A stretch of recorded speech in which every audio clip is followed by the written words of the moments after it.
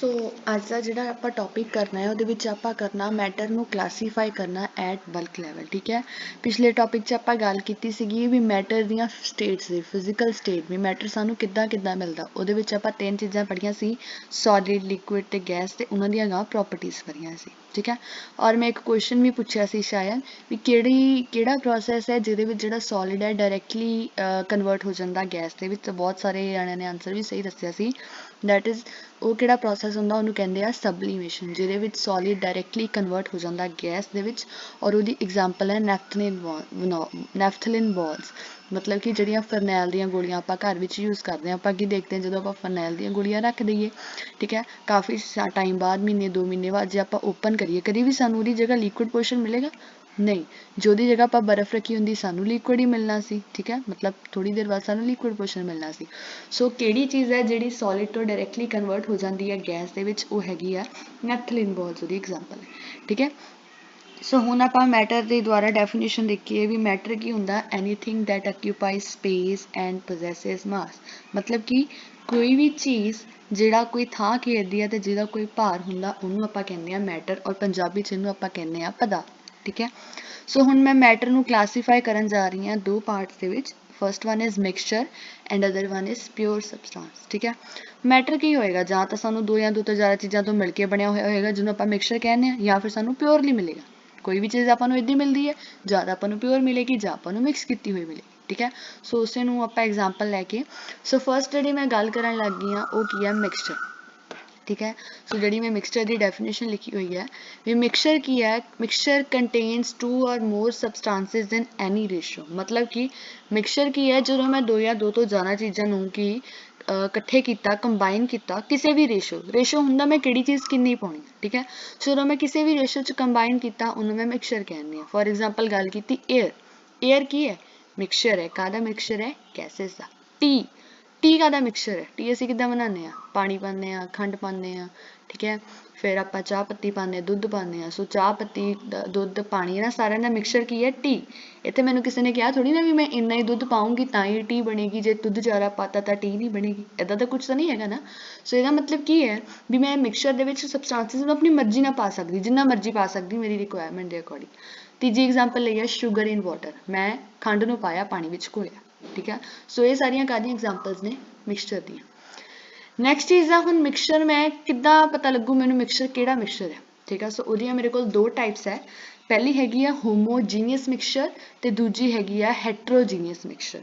ਸੋ ਹੋਮੋਜੀਨੀਅਸ mixture ਕੀ ਹੁੰਦਾ ਹੈ, in this mixture components completely mix with each other। मतलब कि ਜਿਹੜੇ components ਸਮਝਦੇ ਹੋ, component means ਜਿਨ੍ਹਾਂ ਚੀਜ਼ਾਂ ਤੋਂ ਮਿਲ ਕੇ ਮਿਕਸਚਰ ਬਣਿਆ ਹੋਇਆ ਹੈ, ਜਿਹੜੀ ਚੀਜ਼ ਮੈਂ ਪਾ ਰਹੀ ਹਾਂ।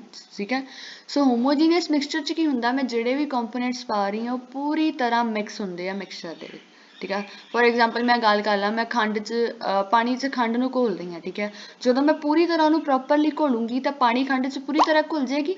ਠੀਕ ਹੈ, ਸੋ ਉਹ ਕੀ ਬਣ ਜਾਏਗਾ, ਸਾਡਾ ਹੋਮੋਜੀਨੀਅਸ ਮਿਕਸਚਰ।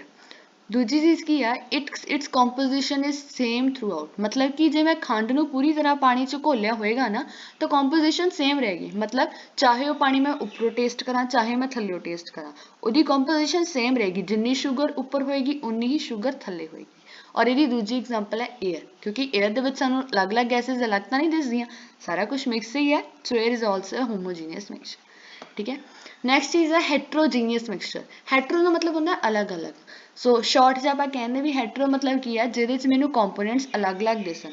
ਹੁਣ ਕੰਪੋਨੈਂਟ ਅਲੱਗ-ਅਲੱਗ ਕਿਉਂ ਦਿਸਦੇ ਪਏ ਆ, ਕਿਉਂਕਿ ਉਹ ਪੂਰੀ ਤਰ੍ਹਾਂ ਮਿਕਸ ਨਹੀਂ ਹੋਏ, ਇਹੀ ਰੀਜ਼ਨ ਹੋਏਗਾ ਨਾ। ਠੀਕ ਹੈ, ਸੋ ਹੈਟਰੋਜੀਨੀਅਸ ਮਿਕਸਚਰ ਕੀ ਹੈ, in this components are not completely mixed with each other. ਮਤਲਬ ਕੀ ਹੈ, ਇਹਦੇ ਵਿੱਚ ਕੀ ਹੁੰਦੇ ਆ, ਕੰਪੋਨੈਂਟਸ ਇੱਕ ਦੂਜੇ ਨਾਲ ਪੂਰੀ ਤਰ੍ਹਾਂ ਮਿਕਸ ਹੋਏ ਨਹੀਂ ਹੁੰਦੇ। ਹੁਣ ਤੁਹਾਨੂੰ ਇਹ ਤੁਸੀਂ ਘਰ ਵੀ ਪ੍ਰੈਕਟਿਸ ਕਰ ਸਕਦੇ ਹੋ। ਕਿੱਦਾਂ, ਮੈਂ ਤੁਹਾਨੂੰ ਕਹਾਂ ਤੁਸੀਂ 2 ਗਲਾਸ ਪਾਣੀ ਦੇ ਲੈ ਲਓ। ਠੀਕ ਹੈ, ਇੱਕ ਗਲਾਸ 'ਚ ਤੁਸੀਂ ਖੰਡ ਘੋਲ ਲਓ ਪੂਰੀ ਤਰ੍ਹਾਂ, ਔਰ ਦੂਜੇ ਗਲਾਸ 'ਚ ਤੁਸੀਂ ਮਿੱਟੀ ਘੋਲੋ। ਜਦੋਂ ਆਪਾਂ ਕਹਿੰਦੇ ਹਾਂ ਮਿੱਟੀ ਘੋਲ ਲਓ। ਠੀਕ ਹੈ, ਹੁਣ ਤੁਸੀਂ ਕੀ ਦੇਖੋਗੇ, ਜੇ ਤੁਸੀਂ ਥੋੜੀ ਦੇਰ ਉਹਨੂੰ ਰੱਖ ਦੋਗੇ ਨਾ, ਤੁਹਾਨੂੰ ਖੰਡ ਵਾਲਾ ਸੋਲਿਊਸ਼ਨ ਤਾਂ ਸੇਮ ਹੀ ਲੱਗੇਗਾ। ਠੀਕ ਹੈ, ਖੰਡ ਤੇ ਤੁਹਾਨੂੰ ਜਿਹੜਾ ਪਾਣੀ ਫਰਕ ਨਹੀਂ ਪਤਾ ਲੱਗੇਗਾ। ਜੇ ਮੈਂ ਸਾਲਟ ਵਾਲਾ ਦੇਖਾਂ, ਸਾਲਟ ਜਿਹੜੀ ਮਿਕਸ ਨਹੀਂ ਹੋਈ ਹੋਏਗੀ, ਸਾਲਟ ਮੈਨੂੰ ਅਲੱਗ ਦਿਸਣਗੇ, ਸਾਲਟ ਦੇ ਪਾਰਟੀਕਲ, ਸਾਲਟ ਕਹਤਾ ਸੌਰੀ, ਸੋਇਲ ਦੇ ਪਾਰਟੀਕਲ। ਠੀਕ ਹੈ, ਸੋ ਇਹਦੇ ਵਿੱਚ ਕੀ ਲਿਖਿਆ, ਹੈਟਰੋਜੀਨੀਅਸ ਮਿਕਸਚਰ ਕੀ ਹੈ, in this components are not completely mixed with each other, its composition is not same throughout. ਹੁਣ ਪਾਣੀ 'ਚ ਮੈਂ ਜਿਹੜਾ ਘੋਲਿਆ ਆ ਸੋਇਲ ਘੋਲੀ ਉਹ ਮੈਂ ਚੈੱਕ ਤਾਂ ਨਹੀਂ ਕਰ ਸਕਦੀ ਨਾ, ਪੀ ਕੇ ਥੋੜ੍ਹਾ ਨਾ ਦੇਖੂੰਗੀ। ਸੋ ਮੈਂ ਕੀ ਕਰੂੰਗੀ, ਦੋਨਾਂ ਸੋਲਿਊਸ਼ਨਸ ਨੂੰ ਥੋੜ੍ਹੀ ਦੇਰ ਲਈ ਰਹਿਣ ਦੂੰਗੀ। ਮੈਂ ਕੀ ਦੇਖੂੰਗੀ ਵੀ ਥੋੜ੍ਹੀ ਦੇਰ ਬਾਅਦ ਜਿਹੜਾ ਸ਼ੂਗਰ ਵਾਲਾ ਸੋਲਿਊਸ਼ਨ ਉਹ 'ਚ ਕੋਈ ਚੇਂਜ ਨਹੀਂ ਆਇਆ, ਪਰ ਜਿਹੜਾ ਹੈਟਰੋਜੀਨੀਅਸ ਵਾਲਾ ਸੀ ਸੋਇਲ ਵਾਲਾ ਸੋਲਿਊਸ਼ਨ ਸੀ ਉਹਦੇ 'ਚ ਕੀ ਹੋਇਆ, ਉਹਦੇ ਵਿੱਚ ਥੋੜ੍ਹੀ ਦੇਰ ਬਾਅਦ ਕੀ ਹੋਇਆ, ਉਹ ਜਿਹੜੀ ਸੋਇਲ ਹੈ ਥੱਲੇ ਬੈਠਣੀ ਸ਼ੁਰੂ ਹੋ ਗਈ, ਮਿੱਟੀ ਥੱਲੇ ਬੈਠਣੀ ਸ਼ੁਰੂ ਹੋਈ। ਇਹਦਾ ਮਤਲਬ ਕੀ ਹੈ ਵੀ ਕੰਪੋਜੀਸ਼ਨ ਸੇਮ ਨਹੀਂ ਰਹੀ ਸਾਰੇ ਸੋਲਿਊਸ਼ਨ ਦੇ, ਸਾਰੇ ਮਿਕਸਚਰ ਦੇ ਵਿੱਚ, ਠੀਕ ਹੈ। ਸੋ ਮੈਂ ਇੱਥੇ ਥੋੜੀ ਜਿਹੀ ਗਲਤ ਲਿਖ ਦਿੱਤੀ ਐਗਜ਼ਾਮਪਲ। ਸੋ ਇਹਦੀ ਐਗਜ਼ਾਮਪਲ ਹੋਣੀ ਸੀ mixture of salt and sugar with some soil particles, ਜਿਹਦੇ 'ਚ ਆਪਾਂ ਮਿੱਟੀ ਘੋਲੀ ਹੋਵੇ। ਸਿੰਪਲ ਤੁਸੀਂ ਲਿਖ ਦਿਓ mixture of soil and water, ਵੀ ਪਾਣੀ ਆਪਾਂ ਸੋਇਲ ਦੇ ਵਿੱਚ ਪਾਣੀ ਦੇ ਵਿੱਚ ਸੋਇਲ ਘੋਲੀ ਹੈ, ਠੀਕ ਹੈ। ਸੋ ਨੈਕਸਟ ਜਿਹੜੀ ਚੀਜ਼ ਸੀਗੀ ਆਪਾਂ ਪੜ੍ਹੀ ਸੀਗੀ, ਇੱਥੇ ਦੋ ਟਾਈਪ ਸੀਗੀਆਂ, ਮਿਕਸਚਰ ਤੇ ਪਿਓਰ ਸਬਸਟਾਂਸ। ਹੁਣ ਮੈਂ ਦੂਜੀ ਚੀਜ਼ ਦੀ ਗੱਲ ਕਰਨ ਲੱਗੀ ਹਾਂ, ਉਹ ਹੈਗਾ ਪਿਓਰ ਸਬਸਟਾਂਸ, ਠੀਕ ਹੈ। ਸਬਸਟਾਂਸ ਤੋਂ ਡਰਨਾ ਨਹੀਂ, ਸਬਸਟਾਂਸ ਵਰਡ ਪਤਾ ਨਹੀਂ ਕੀ ਹੈ। ਸਬਸਟਾਂਸ ਇਜ਼ ਆਲਸੋ ਪਦਾਰਥ, ਜਿਹਨੂੰ ਆਪਾਂ ਪੰਜਾਬੀ 'ਚ ਕਹਿੰਦੇ ਹਾਂ, ਠੀਕ ਹੈ। So pure substance are substances having fixed composition which means, ਮਤਲਬ ਕੀ ਹੈ ਹੁਣ ਇਹਦਾ ਵੀ ਪਿਓਰ ਸਬਸਟਾਂਸ ਕੀ ਹੈ, ਜਿਹੜਾ ਮੈਂ ਜਿੱਥੋਂ ਮਰਜ਼ੀ ਤੋੜ ਲਾਂ ਉਹ ਸੇਮ ਹੀ ਰਹੇਗਾ, ਹਰ ਜਗ੍ਹਾ ਸੇਮ ਹੀ ਰਹੇਗਾ। ਸ਼ਾਰਟ ਲੈਂਗੁਏਜ ਇਹਨੂੰ ਕਹਿੰਦੇ ਆ ਵੀ ਪਿਓਰ ਸਬਸਟਾਂਸ ਮੀਨਸ ਜਿਹੜੀ ਕੋਈ ਵੀ ਚੀਜ਼ ਸਾਨੂੰ ਪਿਓਰ ਫਾਰਮ 'ਚ ਮਿਲਦੀ। ਫੋਰ ਐਗਜ਼ਾਮਪਲ ਮੈਂ ਕਹਾਂ ਪਿਓਰ ਗੋਲਡ, ਹੁਣ ਪਿਓਰ ਗੋਲਡ ਦੇ ਵਿੱਚ ਆਪਾਂ ਹੋਰ ਕੁਝ ਥੋੜੀ ਐਡ ਕੀਤਾ ਹੋਏਗਾ, ਪਿਓਰ ਗੋਲਡ 'ਚ ਗੋਲਡ ਹੀ ਹੋਏਗਾ, ਠੀਕ ਹੈ। ਸੋ ਉਹਨੂੰ ਕਹਿੰਦੇ ਪਿਓਰ ਸਬਸਟਾਂਸ। ਸੋ ਹੁਣ ਇੱਥੇ ਕੀ ਲਿਖਿਆ ਹੋਇਆ, components of pure substance can not be separated by simple methods. ਹੁਣ ਜਿਹੜੇ ਪਿਓਰ ਸਬਸਟਾਂਸ ਆ ਉਹਦੇ ਕੰਪੋਨੈਂਟਸ ਨੂੰ ਮੈਂ ਸਿੰਪਲ ਮੈਥਡਸ ਦੇ ਨਾਲ ਤੋੜ ਨਹੀਂ ਸਕਦੀ ਵੀ ਕਿਹੜੀ ਕਿਹੜੀ ਚੀਜ਼ ਤੋਂ ਬਣਿਆ ਹੋਇਆ, ਠੀਕ ਹੈ, ਆਪਾਂ ਅੱਗੇ ਦੇਖਾਂਗੇ। ਸੋ ਇਹਦੀ ਐਗਜ਼ਾਮਪਲ ਹੈਗੀ ਆ ਕਾਪਰ ਹੈ, ਵਾਟਰ ਹੈ ਤੇ ਗਲੂਕੋਜ਼ ਹੈ, ਠੀਕ ਹੈ ਜੀ। ਹੁਣ ਪਿਓਰ ਸਬਸਟਾਂਸ ਜਿਹੜਾ ਸੀਗਾ ਇਹਨੂੰ ਅੱਗੇ ਦੋ ਪਾਰਟ 'ਚ ਡਿਵਾਈਡ ਕੀਤਾ ਹੋਇਆ ਸੀ, ਇੱਕ ਸੀਗਾ ਐਲੀਮੈਂਟ, ਇੱਕ ਸੀਗਾ ਕੰਪਾਊਂਡ। ਹੁਣ ਐਲੀਮੈਂਟ ਤੇ ਕੰਪਾਊਂਡ ਬਹੁਤ ਇੰਪੋਰਟੈਂਟ ਚੀਜ਼ਾਂ ਆ, ਇਹਨਾਂ ਦੇ ਵਿੱਚ ਜਿਹੜਾ ਡਿਫਰੈਂਸ ਕਲੀਅਰ ਹੋਣਾ ਬਹੁਤ ਜ਼ਿਆਦਾ ਜ਼ਰੂਰੀ, ਠੀਕ ਹੈ। ਹੁਣ ਐਲੀਮੈਂਟ ਤੇ ਕੰਪਾਊਂਡ ਮੈਂ ਤੁਹਾਨੂੰ ਦੱਸੂਗੀ। ਸੋ ਐਲੀਮੈਂਟ ਕੀ ਹੈ, ਧਿਆਨ ਨਾਲ ਸੁਣਿਓ। ਐਲੀਮੈਂਟ ਕੀ ਹੈ, it consist of only one type of particular atom ਜਾਂ ਮੋਲੀਕੂਲ। ਐਟਮ ਤੇ ਮੋਲੀਕੂਲ ਬਾਰੇ ਸੋਚਣ ਦੀ ਹਜੇ ਲੋੜ ਨਹੀਂ, ਐਟਮ ਮੋਲੀਕੂਲ ਤੁਸੀਂ ਨਾ ਸੋਚੋ, ਤੁਸੀਂ ਸਿੰਪਲ ਸੋਚੋ ਪਾਰਟੀਕਲਸ। ਪਾਰਟੀਕਲ ਮੀਨਸ ਜਿੱਤੋਂ ਚੀਜ਼ ਬਣੀ ਹੋਈ ਹੈ। ਸੋ ਐਲੀਮੈਂਟ ਕੀ ਹੋਏਗਾ, ਇੱਕੋ ਤਰ੍ਹਾਂ ਦੇ ਪਾਰਟੀਕਲਸ ਦਾ ਮਿਲ ਕੇ ਬਣਿਆ ਹੋਏਗਾ, ਉਹਨੂੰ ਕਹਿੰਦੇ ਐਲੀਮੈਂਟ। ਹੁਣ ਇਹਦੀ ਐਗਜ਼ਾਮਪਲ ਲਈ ਹੈ ਸੋਡੀਅਮ ਜਾਂ ਕਾਪਰ, ਠੀਕ ਆ। ਆਪਾਂ ਜਨਰਲੀ ਐਗਜ਼ਾਮਪਲ ਦੇਖੀਏ, ਆਪਾਂ ਕਾਪਰ ਦੇਖਿਆ ਹੋਇਆ, ਤਾਂਬਾ ਦੇਖਿਆ ਹੋਇਆ, ਠੀਕ ਆ। ਚਲੋ ਸੋਡੀਅਮ ਆਪਾਂ ਨੂੰ ਜਨਰਲੀ ਨਹੀਂ ਮਿਲਦਾ। ਚਲੋ ਹੁਣ ਜੇ ਮੈਂ ਗੱਲ ਕਰਾਂ ਕਾਪਰ ਦੀ, ਹੁਣ ਕਾਪਰ ਜਿਹੜਾ ਆ ਜੇ ਮੈਂ ਦੇਖਾਂ ਤਾਂ ਕਾਪਰ ਦੇ ਵਿੱਚ ਸਾਰੇ ਐਟਮਸ ਕਾਪਰ ਦੇ ਹੋਣਗੇ, ਇਹ ਥੋੜੀ ਨਾ ਹੋਏਗਾ ਵੀ ਜੇ ਮੈਂ ਕਾਪਰ ਦੀ ਇੱਕ ਵਾਇਰ ਲੈ ਆਈ ਆ, ਉਹਦਾ ਮੂਰਲਾ ਪੋਰਸ਼ਨ ਜਿਹੜਾ ਕੁਛ ਹੋਰ ਹੋਏਗਾ, ਪਿਛਲਾ ਕੁਛ ਹੋਰ ਹੋਏਗਾ, ਗੱਭਿਓ ਕੁਛ ਹੋਰ ਹੋਏਗਾ, ਇੱਦਾਂ ਦਾ ਤਾਂ ਨਹੀਂ ਕੁਛ ਹੈਗਾ। ਕਾਪਰ ਤਾਂ ਥਰੂ ਆਊਟ ਦਾ ਵਾਇਰ ਕਾਪਰ ਹੀ ਰਹੇਗੀ ਨਾ। ਸੋ ਐਲੀਮੈਂਟ ਕੀ ਹੁੰਦਾ ਹੈ, ਜਿਹਦੇ ਵਿੱਚ ਇੱਕੋ ਤਰ੍ਹਾਂ ਦੇ ਐਟਮਸ ਹੋਣ, ਇੱਕੋ ਤਰ੍ਹਾਂ ਦੇ ਐਲੀਮੈਂਟਸ ਹੋਣ, ਠੀਕ ਹੈ। ਹੁਣ ਫੋਰ ਐਗਜ਼ਾਮਪਲ ਮੈਨੂੰ ਕੋਈ ਕਹੇ ਮੈਨੂੰ ਕਾਪਰ ਦੀ ਤਾਰ ਮੈਂ ਲੈ ਆਈ ਹਾਂ, ਮੈਨੂੰ ਕਹੇ ਕੋਈ ਮੈਨੂੰ ਕਾਪਰ ਦਾ ਪੀਸ ਦੇ ਦਿਓ, ਮੈਂ ਜਿੱਥੋਂ ਮਰਜ਼ੀ ਕੱਟ ਕੇ ਦੇ ਦਾਂ ਕਾਪਰ ਤੋਂ ਕਾਪਰ ਹੀ ਰਹੇਗਾ। ਇੱਦਾਂ ਤਾਂ ਨਹੀਂ ਹੋਏਗਾ ਵੀ ਮੈਂ ਕਹੂੰਗੀ ਮਿਡਲ ਦੇ ਵਿੱਚੋਂ ਕੁਛ ਹੋਰ ਹੈ, ਕਾਪਰ ਨਹੀਂ ਹੈਗਾ, ਇੱਦਾਂ ਤਾਂ ਨਹੀਂ ਕੁਛ ਹੋਏਗਾ ਨਾ, ਠੀਕ ਹੈ। ਸੋ ਨੈਕਸਟ ਚੀਜ਼ ਹੈ compound. So compound is made up of combination of 2 or more atoms of different elements. ਮਤਲਬ ਕਿ ਹੁਣ ਆਪਾਂ ਐਲੀਮੈਂਟਸ ਪੜ੍ਹਿਆ ਵੀ ਜਿਹੜਾ ਪਿਓਰ ਫਾਰਮ 'ਚ ਮਿਲਦਾ, ਠੀਕ ਹੈ। ਹੁਣ ਜਦੋਂ ਉਹ ਐਲੀਮੈਂਟਸ ਦੇ ਮੈਂ ਦੋ ਜਾਂ ਦੋ ਤੋਂ ਜ਼ਿਆਦਾ ਐਟਮਸ ਨੂੰ ਕੰਬਾਈਨ ਕੀਤਾ, ਉਹਨੂੰ ਮੈਂ ਕਹਿੰਦੀ ਹਾਂ ਕੰਪਾਊਂਡ, ਠੀਕ ਹੈ। ਫੋਰ ਐਗਜ਼ਾਮਪਲ ਜਨਰਲੀ ਆਪਾਂ ਗੱਲ ਕਰਦੇ ਵਾਟਰ ਦੀ, ਠੀਕ ਹੈ। ਸੋ ਵਾਟਰ ਕੀ ਹੁੰਦਾ, ਵਾਟਰ ਦਾ ਫਾਰਮੂਲਾ ਕੀ ਹੁੰਦਾ, H2O, ਤੁਸੀਂ ਪਿਛਲੀਆਂ ਕਲਾਸਾਂ 'ਚ ਪੜ੍ਹ ਚੁੱਕੇ ਹੋ। ਸੋ H2O ਮੀਨਸ ਇਹਦੇ ਵਿੱਚ ਦੋ ਐਟਮਸ ਹੈਗੇ ਆ ਹਾਈਡਰੋਜਨ ਦੇ ਔਰ ਇੱਕ ਐਟਮ ਹੈਗਾ ਆਕਸੀਜਨ, ਠੀਕ ਹੈ। ਹੁਣ ਹਾਈਡਰੋਜਨ ਪਿਓਰ ਹੋਏਗਾ, ਆਕਸੀਜਨ ਪਿਓਰ ਹੋਏਗਾ। ਜਦੋਂ ਇਹ ਹਾਈਡਰੋਜਨ ਤੇ ਆਕਸੀਜਨ ਕੀ ਹੈ, ਦੋਨੋਂ ਐਲੀਮੈਂਟਸ ਨੇ, ਜਦੋਂ ਇਹਨਾਂ ਦੋਨਾਂ ਐਲੀਮੈਂਟਸ ਨੂੰ ਮੈਂ ਇੱਕ ਫਿਕਸਡ ਰੇਸ਼ੋ 'ਚ ਕੰਬਾਈਨ ਕੀਤਾ ਤਾਂ ਇਹ ਕੀ ਬਣਾਤਾ ਇਹਨਾਂ ਨੇ ਮਿਲ ਕੇ, ਕੰਪਾਊਂਡ। ਹੁਣ ਤੁਸੀਂ ਧਿਆਨ ਨਾਲ ਸੁਣਿਆ, ਮੈਂ ਇੱਥੇ ਇੱਕ ਵਰਡ ਬੋਲਿਆ ਫਿਕਸਡ ਰੇਸ਼ੋ। ਫਿਕਸਡ ਰੇਸ਼ੋ ਦਾ ਮਤਲਬ ਕੀ ਹੈ, ਫਿਕਸਡ ਰੇਸ਼ੋ ਦਾ ਮਤਲਬ ਹੈ ਵੀ ਜਿੰਨੀ ਚੀਜ਼ ਮੈਂ ਇੱਕ ਪਾਈ ਆ ਉਹ ਹਮੇਸ਼ਾ ਫਿਕਸ ਰਹਿਣੀ ਚਾਹੀਦੀ ਆ। ਜਿੱਦਾਂ ਮੈਂ ਗੱਲ ਕਰਾਂ ਵਾਟਰ ਦੀ, ਹੁਣ ਵਾਟਰ ਕਿੱਦਾਂ ਬਣਿਆ ਆ, ਦੋ ਐਟਮ ਲੱਗੇ ਆ ਹਾਈਡਰੋਜਨ ਦੇ ਔਰ ਇੱਕ ਐਟਮ ਲੱਗਾ ਆਕਸੀਜਨ ਦਾ, ਠੀਕ ਹੈ।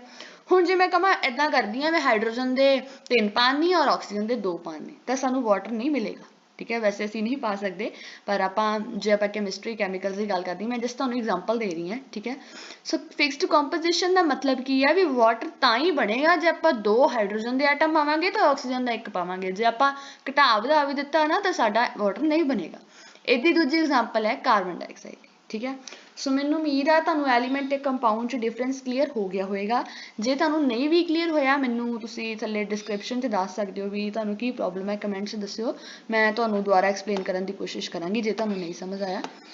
ਸੋ ਨੈਕਸਟ ਹੈ ਐਟਮਸ, ਹੁਣ ਇਹਦੇ 'ਚ ਮੈਂ ਇੱਕ ਸਟਾਰ ਮਾਰਕ ਲਿਖਿਆ ਹੈ, atoms of different elements are present in compound in a fixed and definite ratio. ਉਹੀ ਗੱਲ ਜਿਹੜੀ ਮੈਂ ਤੁਹਾਨੂੰ ਦੱਸ ਕੇ ਹਟੀ ਹਾਂ ਵੀ ਕੰਪਾਊਂਡ ਕਿੱਦਾਂ ਬਣਿਆ ਆ, ਇੱਕ ਤੋਂ ਜ਼ਿਆਦਾ ਐਲੀਮੈਂਟਸ ਨੂੰ ਕੰਬਾਈਨ ਕਰਕੇ।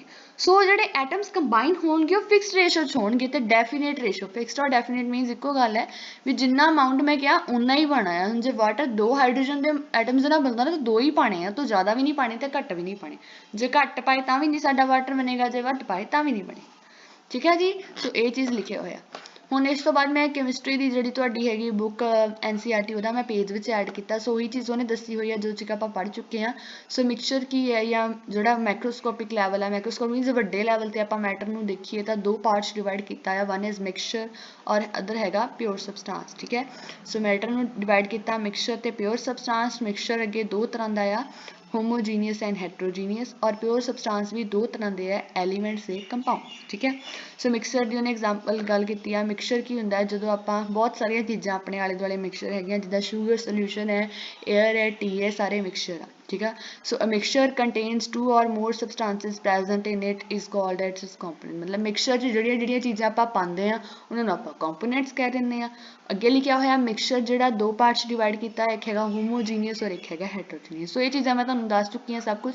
ਠੀਕ ਹੈ, ਅੱਗੇ ਉਹਨਾਂ ਨੇ ਪਿਓਰ ਸਬਸਟਾਂਸ ਦੱਸਿਆ ਹੋਇਆ। ਪਿਓਰ ਸਬਸਟਾਂਸ ਦੀ ਕੀ ਹੁੰਦੇ ਆ, ਕਰੈਕਟਰਿਸਟਿਕ ਡਿਫਰੈਂਟ ਫਰੋਮ ਦਾ ਮਿਕਸਚਰ, ਮਤਲਬ ਕਿ ਇਹਨਾਂ ਦੇ ਕਰੈਕਟਰਿਸਟਿਕਸ ਉਹਨਾਂ ਦੇ ਮਿਕਸਚਰ ਨਾਲੋਂ ਡਿਫਰੈਂਟ ਹੁੰਦੇ ਆ ਕਿਉਂਕਿ ਇਹ ਆਪਾਂ ਫਿਕਸਡ ਰੇਸ਼ੋ 'ਚ ਕੰਬਾਈਨ ਕਰਨੇ ਹੁੰਦੇ।